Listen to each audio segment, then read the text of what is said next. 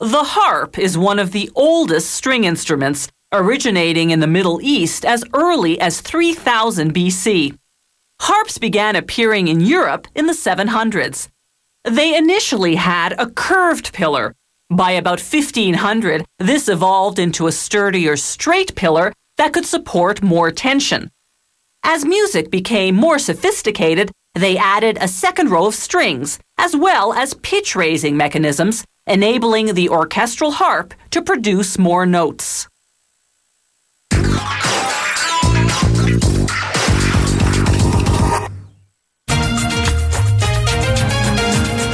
This harp is a cross between a classical harp and a Celtic harp.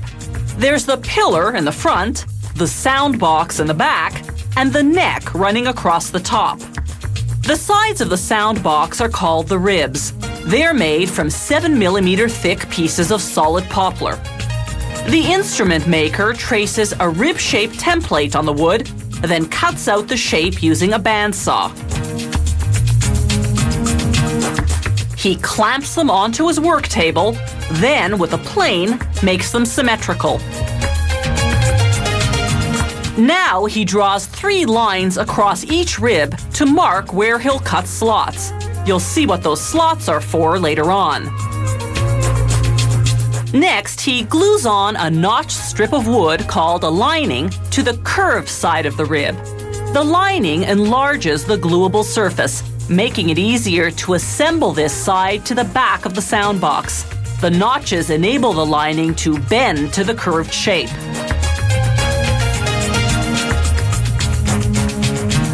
Now he glues on the lining that will connect the straight side of the rib to the front of the sound box. He shaves off some wood with a small plane, then rounds off a corner.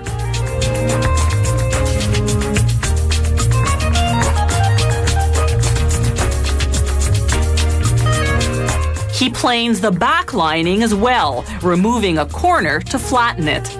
Trimming the linings reduces the final weight of the instrument.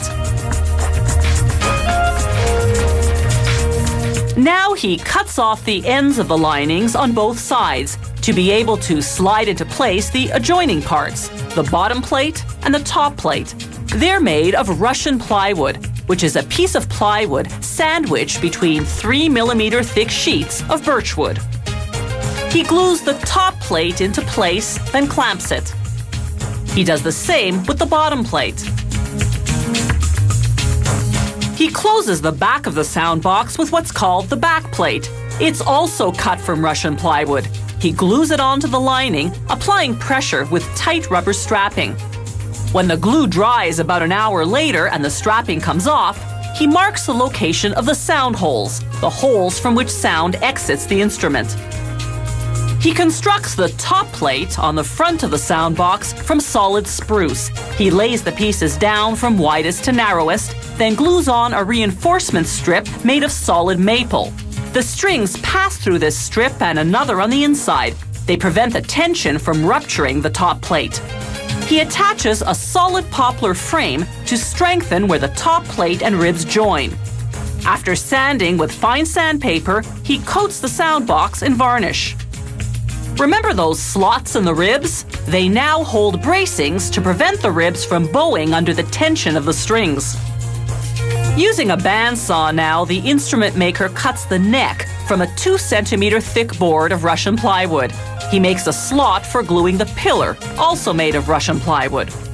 Once the varnish on the neck and pillar are dry, he hammers in pins for the strings. This type of harp has 34 strings. Brass bridge pins space them evenly apart. Steel zither pins adjust their tension for tuning. He uses a wooden guide to hammer the pins to a uniform depth.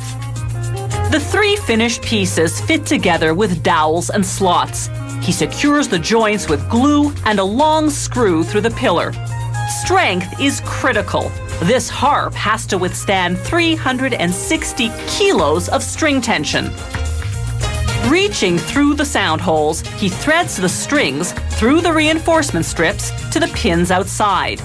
These are nylon strings. Harps can also have steel strings. He winds them around the zither pins with a special key.